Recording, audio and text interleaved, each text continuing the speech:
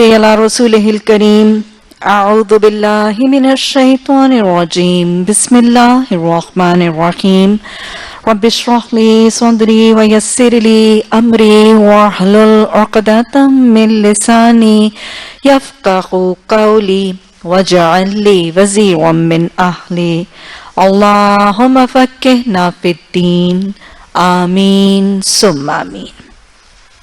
شرع سجدائے سہو کا بیان.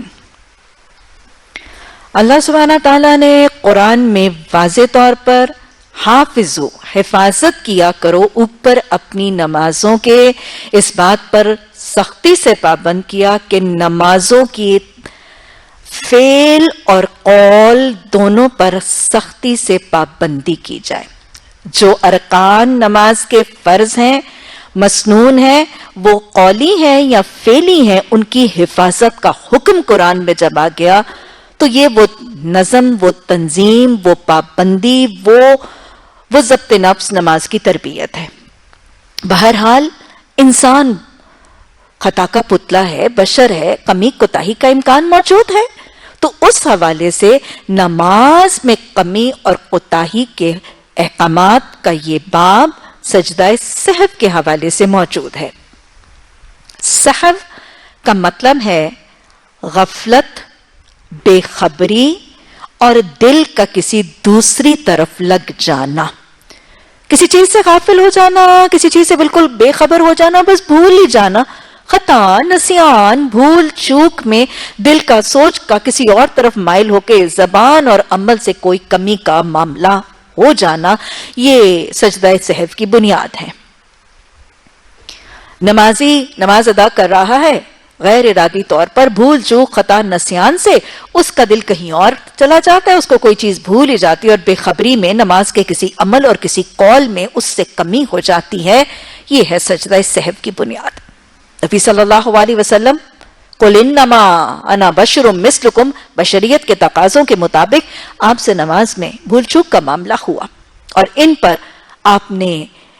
آپ نے سجدہ سہو کا طریقہ ادا کیا. آپ کے اپنے نماز کے اس سہو کو روکنے کا بہت زیادہ خواہش اور کوشش اور اہتمام بھی نظر آتا ہے. پیچھے ہم وہ واقعہ پڑھ چکے ہیں کہ نبی صلی اللہ علیہ وسلم کو ایک نقش و نگار والا مصلی اور جائے نماز جب دی گئی تھی اور آپ کے رکعت کے اندر ایک سہو ہوا تھا، تو آپ نے وہ چادر واپس لوٹا دی تھی. تو لہٰذا یہ آپ صلی اللہ علیہ وسلم کا اہتمام اور صحابہ اکرام کا بھی طریقہ نظر آتا ہے. حضرت ابو طلحہ بن زید انصاری رضی اللہ تعالیٰ عنہ کا واقعہ کہ مدینہ کے دور میں اپنے باغ میں ہیں اور اپنے کھجوروں کے باغ میں ہیں، کھجور کا گوشہ جو خچے جو ہیں وہ پکے ہوئے ہیں، اور ایک چڑیا چہچہاتی بھی آتی ہے، اور وہ خوبصورت چڑیا جو ہے وہ توجہ کا محور اور مرکز بنتی ہے. اس کی آواز کی وجہ سے دل اس کی طرف مائل ہوتا ہے، نگاہ مائل ہوتی ہے، اور بس اس اڑتی ہوئی چڑیا کو جو کھجور کے خوشے اور گچھے کے اوپر جا کے بیٹھتی ہے، وہ سوچ کہیں اور چلی جاتی ہے. بے خبری میں، کچھ غفلت میں دھیان کہیں اور لگتا ہے، دل کہیں اور لگتا ہے، رکعت میں سہو ہو جاتی ہے. سہو کے بعد سجدہ سہو ادا کرتے ہیں. رسول اللہ صلی اللہ علیہ وسلم کی خدمت میں حاضر ہو کر یہ باغ صدقے کے لیے پیش کرتے ہیں اور وجہ بتاتے ہیں، یا رسول اللہ صلی اللہ علیہ وسلم، یہ باغ اب میری نمازوں میں خلل ڈالنے لگا ہے. یہ تو اہتمام ہے، یہ تو سہو سے بچنے کی کوشش، اپنی تربیت، اپنا تزکیہ ہے. لیکن بہرحال جب سہو ہو جائے، کمی کوتاہی ہو جائے، تو سجدہ سہو کب، کیسے، کس طرح کیا جائے گا. سجدہ سہو کے بارے میں آراء، اس کے حکم کی نوعیت کے حوالے سے فرق ہے. امام شافعی کے نزدیک سہو کے سارے سجدے سنت ہیں. امام شافعی کے نزدیک سہو کے سارے سجدے سنت ہیں. امام مالک کے نزدیک اگر نماز میں کوئی چیز کم ہو جائے تو سجدہ سہو واجب ہے، اور اگر کچھ بڑھ جائے یا زیادتی ہو جائے تو سجدہ سہو سنت ہے. امام احمد بن حنبل کے نزدیک اگر سوائے ارکان اور واجبات کو ترک کرنے کے، آپ کو پتہ ہے نماز کے ارکان ہیں، نماز میں واجبات ہیں، ان کے ترک کرنے کے علاوہ باقی میں سجدہ سنت ہے اور ان میں سجدہ واجب ہے. یعنی اگر واجبات میں سے کوئی عمل یا کوئی قول ترک ہو گیا تو سجدہ سہو واجب ہے.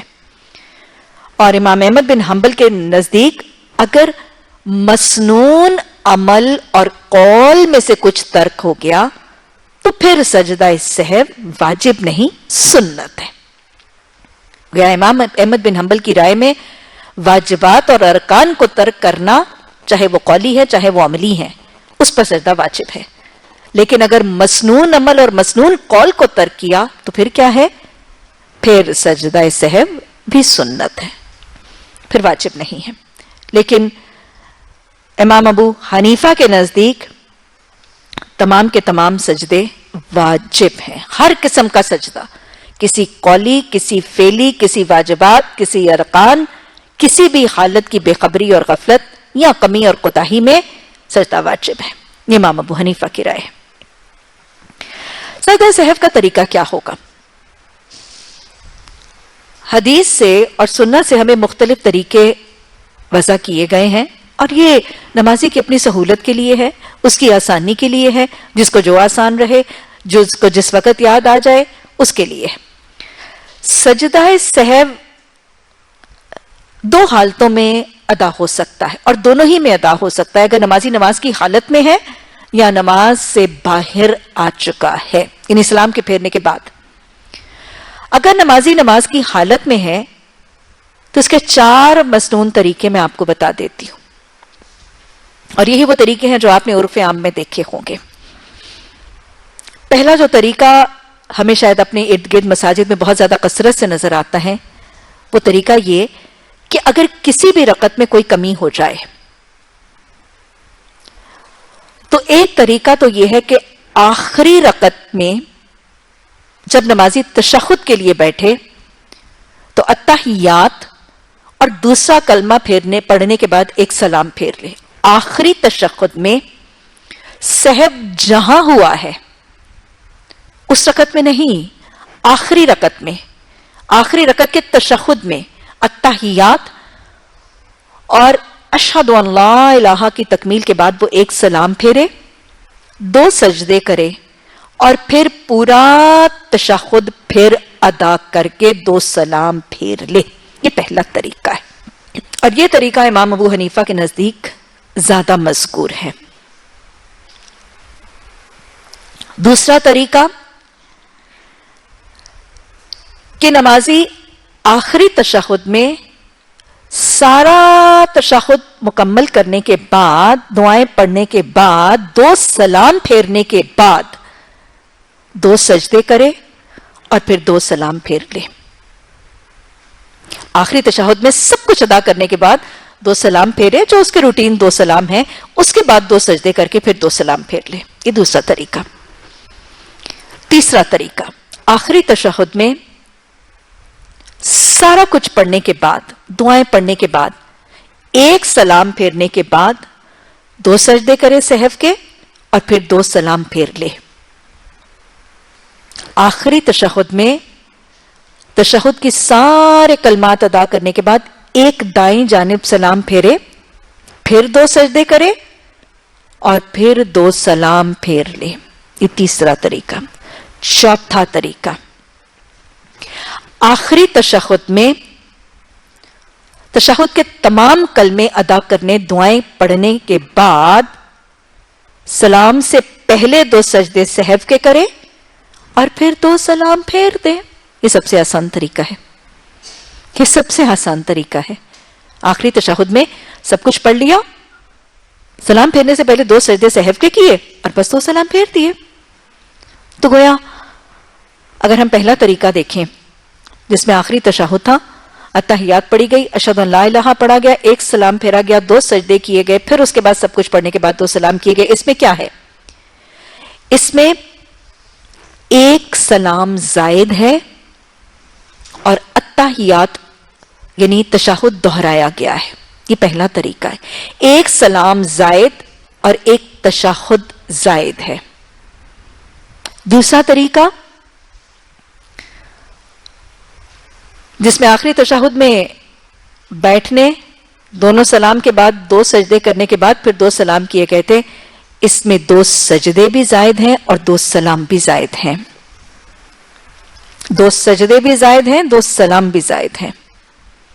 تیسرا طریقہ جس میں آخری تشہد میں سب کچھ پڑھنے کے بعد ایک دایاں سلام کرنے کے بعد 2 سجدے اور 2 سلام تھے، اس میں 1 سلام اور 2 سجدے زائد کیے گئے ہیں. 1 سلام اور 2 سجدے زائد کیے گئے ہیں. اور چوتھا طریقہ جس میں آخری تشہد میں سب کچھ پڑھنے کے بعد 2 سجدے کرنے کے بعد 2 سلام پھیرے گئے تھے، اس میں صرف 2 سجدے زائد ہیں، کوئی سلام اور کوئی تشہد جو ہے وہ زائد نہیں ہے. یہ سب سے آسان طریقہ ہے. یہ 4 طریقے میں نے آپ کو بتا دیے. گویا 4 طریقے بتانے کا مقصد کیا ہے؟ ایک تو یہ کہ جب جہاں جو طریقہ یاد آ جائے اس کو اپنا لیا جائے، جو جس وقت سہل لگے اس کو اپنا لیا جائے. اور دوسرا مقصد 4 طریقے بتانے کا یہ بھی ہے کہ یہ چاروں مسنون ہیں. ان میں سے جس طریقے پر عامل کسی کو دیکھا جائے اس سے جھگڑا نہ کیا جائے، اس کے خلاف اس کو اپنے طریقے پر لانے کا طریقہ اور جبر بھی نہ کیا جائے. یہ چھوٹے چھوٹے فروعی مسائل ہی فرقہ واریت کا ذریعہ اور باعث بن جاتے ہیں. جو کسی اور طریقے سے پڑھ رہا ہے وہ بھی سنت سے ثابت ہے، اور جو آپ پڑھ رہے ہیں وہ بھی سنت سے ثابت ہے. ٹالرنس، تحمل اور دین کے اندر مسنون طریقوں کی ویریبلٹی کو ایکسپٹ کر کے فرقہ واریت کو بڑھانے سے بچنے کا طریقہ. یہ تو وہ 4 طریقے تھے جو نماز کے اندر رہنے والا کرتا ہے. یعنی بھی سلام نہیں پھیرا اور وہ نماز کی حالت میں تو وہ کیا کرے گا؟ بس اوقات وہ کمی یا وہ غفلت نماز سے فارغ ہونے اور نماز سے نکلنے کے بعد یاد آئے گی، پھر کیا کیا جائے گا؟ بس اوقات اوہو میں نے تو آج دعائے قنوت پڑھی ہی نہیں، اب کیا ہو، بعد میں یاد آیا. بہت دفعہ اپنی کمی اور اپنی کوتاہی کا خیال بعد میں آتا ہے یا کوئی بعد میں کروا دیتا ہے. جیسے امام کو ابھی آپ دیکھیں گے رسول اللہ صلی اللہ علیہ وسلم کو بعد میں یاد دہانی کروائے گی، پھر کیا کیا جائے گا؟ اس میں سیدھا طریقہ بغیر تکبیر تحریمہ کے 2 سجدے اور اس کے بعد 2 سلام. بغیر تکبیر تحریمہ کے 2 سجدے، ہاں سجدوں کی تکبیر ہوگی، اور اس کے بعد 2 سلام. تو یہ نماز کے دوران اور نماز کے بعد یہ سارے طریقے آ گئے. گویا سجدے 2 ہی ہوں گے، سجدے 2 ہی ہونے لازم ہیں، ایک سجدہ نہیں ہو سکتا. سجدہ سہو میں سجدہ 1 نہیں ہوگا، سجدے 2 ہی ہوں گے. یہ سجدے سلام سے پہلے بھی ہو سکتے ہیں، سلام کے بعد بھی ہو سکتے ہیں، نماز کے اندر بھی ہو سکتے ہیں، نماز کے باہر بھی ہو سکتے. مزید ایک اور بات بھی دیکھ لیجئے کہ نماز میں اگر 1 سے زائد غلطی ہو جائے، 1 سے زیادہ دفعہ سہو ہو جائے، تو بھی 2 سہو کے سجدے 1 سے زائد غلطیوں کے لیے بھی کفایت کریں گے. ہر غلطی کے لیے الگ الگ 2 سجدے کرنے ضروری نہیں ہے. اگر نماز کی کچھ رکعتوں میں، جیسے اگر میں 4 رکعت نماز فرض پڑھ رہی ہوں اور اس میں 1 سے زائد دفعہ سہو ہو گیا، تو ہر غلطی اور ہر غفلت کے لیے الگ الگ 2 سجدے نہیں کیے جائیں گے. تمام غلطیوں کے لیے، 1 سے زائد غلطیوں کے لیے 2 سجدے سہو کے کفایت کریں گے. اور چھوٹی موٹی غفلت کو تو نماز کے اندر ہی دور کیا جا سکتا ہے. مثلا ہمیں پتہ چلتا ہے کہ کوئی شخص تشہد پڑھے بغیر اٹھ گیا، تشہد پڑھنا تھا، تشہد پڑھے بغیر اٹھ گیا، تو ہمیں حدیث سے پتہ چلتا ہے اور ائمہ کی رائے سے پتہ چلتا ہے کہ اگر وہ پورا نہیں اٹھا، جیسے ہاف فطر اٹھا ہے تو بیٹھ سکتا ہے، لیکن اگر پورا اٹھ گیا تو پھر بیٹھ تو نہیں سکتا، لیکن سجدہ سہو ادا کیا جائے گا. باب نمبر 1، اگر کوئی بھول چوک کر 4 فرضوں کے بدلے 5 رکعتیں پڑھ جائے تو کیا حکم ہے؟ ہم پیچھے بھی دیکھ چکے ہیں، رکعت یا کسی واجب یا کسی رکن کی کمی اور زیادتی، یعنی نماز کی روٹین اور ریجیم جب چینج ہوگی تو سجدہ سہو ادا کیا جائے گا. حدیث نمبر 631، حضرت عبداللہ بن مسعود رضی اللہ تعالیٰ عنہ سے روایت ہے کہ رسول اللہ صلی اللہ علیہ وسلم نے ظہر کی 5 رکعتیں پڑھ دی. یعنی کیا تھا, 4 رکعتیں تھیں, آپ نے ایک زائد پڑھی, یعنی بھول کر 4 کے بدلے 5 پڑھ گئے. سو آپ سے کہا گیا کیا نماز زیادہ ہو گئی, کیونکہ صحابہ اکرام تو ایکسپیکٹ یہ کرتے تھے نا کہ رسول اللہ صلی اللہ علیہ وسلم نے اگر آج 4 کی بجائے 5 پڑھی ہیں تو شاید حکم ہی 5 کا آ گیا, کیا نماز زیادہ ہو گئی. تو آپ نے فرمایا کہ یہ کیا وجہ ہے, تمہارے پوچھنے کی کیا وجہ ہے. تو سوالی نے پوچھا کہ آپ بتایا کہ آپ نے 5 رکعتیں پڑھی ہیں. تو جو ہی آپ کی غلطی کو ہائی لائٹ کیا گیا, مومنوں کی صفت کیا ہوتی ہے, جو ہی انہیں پتہ چل جاتا ہے کیا کرتے ہیں, فَاسْتَغْفِرُوا لِذُنُوبِهِمْ, اپنے گناہوں کی بخشش طلب کرتے ہیں اور اپنی کمی کی اصلاح کرتے ہیں. یہ مومنوں کی صفت ہے, اپنی اصلاح کرنا. آپ نے کیا کیا, کوئی نعوذ باللہ نبی کے اندر یہ طریقہ نظر ہی نہیں آتا. فوراً اعتراف خطا, فوراً اس کا اصلاح کا طریقہ, اور عاجزی اور انکساری نظر آ رہی ہے. 5 رکعتیں پڑھی, پتہ چلا آپ نے 2 سجدے کیے اور آپ نے اس کے بعد سلام کیا. گویا سجدہ سہو کے 2 سجدے ہیں, تکبیر تحریمہ نہیں ہے. 2 سجدوں کے درمیان تکبیر پکاری جائے گی اور اس کے بعد 2 سلام ہیں. اسی طرح حضرت ابو ہریرہ رضی اللہ تعالیٰ عنہ کی روایت سے ایک اور واقعہ بھی سے ملتا جلتا آتا ہے کہ وہ کہتے ہیں کہ آپ صلی اللہ علیہ وسلم نے ہمیں ظہر یا عصر کی نماز پڑھائی اور 2 ہی رکعتوں کے بعد سلام پھیر کر اٹھ گئے. تو ذوالیدین, ایک صحابی, ان کے ہاتھ بہت لمبے تھے تو ان کو یہ لقب تھا. انہوں نے کیا نماز کم ہو گئی ہے. تو آپ نے صحابہ اکرام سے فرمایا کیا ذوالیدین سچ کہتا ہے. صحابہ اکرام نے کہا کہ ہاں. تو پھر آپ نے کیا کیا, آپ نے 2 سجدے سہو کے کیے. تو لہٰذا جو غلطی تھی اس کو دور کر کے سجدہ سہو کیا. اس میں اختلاف موجود ہے. اتحیات کو دوبارہ دہرانے کا طریقہ بھی ہے اور اتحیات کو نہ دہرانے کے طریقے میں نے آپ کو بتا دیے. اور اسی طرح اتحیات کو دہرانے کا طریقہ ابو داود میں ابن حبان اور عمران بن حسین رضی اللہ تعالیٰ عنہ کی روایت سے حدیث آتی ہے کہ آپ نے نماز پڑھائی اور بھول گئی اور آپ نے 2 سجدے سہو کیے اور پھر دوبارہ اتحیات پڑھا اور سلام پھیرا. تو گویا یہ طریقہ بھی ثابت ہے اور بغیر اتحیات کو دہرائے ہوئے بھی طریقہ ثابت ہے. اسی طرح سہو کے 2 شبدوں میں تکبیر کہنے کا بیان, یعنی تکبیر تحریمہ نہیں کہا جاتا لیکن سجدوں کی تکبیر بہرحال پکاری جاتی ہے. اچھا جناب, یہ بھی یاد رکھیے گا کہ یہ جو سجدہ سہو ہے یہ صرف فرض رکعتوں کے لیے نہیں ہے. اگر سنت کی رکعتوں میں یا نفل کی رکعتوں میں کسی میں کمی ہو جائے گی تو ان کا بھی طریقہ یہی ہے اور ان میں بھی سجدہ سہو ادا کرنا ہے. سنت اور نوافل کی رکعتوں میں سہو پر بھی سجدہ سہو ہے اور اس کا طریقہ فرائض کے سہو سے الگ نہیں ہے, اس کے طریقہ بھی سجدہ سہو کا وہی ہے. اور اسی طرح حضرت ابن عباس رضی اللہ تعالیٰ عنہ کے روایت سے حدیث سے پتہ چلتا ہے کہ اگر وتر میں بھی کسی سے سہو ہو جائے تو اس پر بھی سجدہ سہو کیا جائے گا. تو گویا وضاحت سے ہمیں سجدہ سہو کے سارے طریقے اور اس کا مسنون طریقہ اور اس کے مواقع جو ہیں وہ پتہ چل رہے ہیں. تو گویا سجدہ سہو کے بارے میں ہمیں یہ پتہ چل گیا کہ کب کرنا ہے, کس طرح کرنا ہے, کس کس موقع میں کرنا ہے اور کس حالت میں کرنا ہے اور کب کب کیا جا سکتا ہے.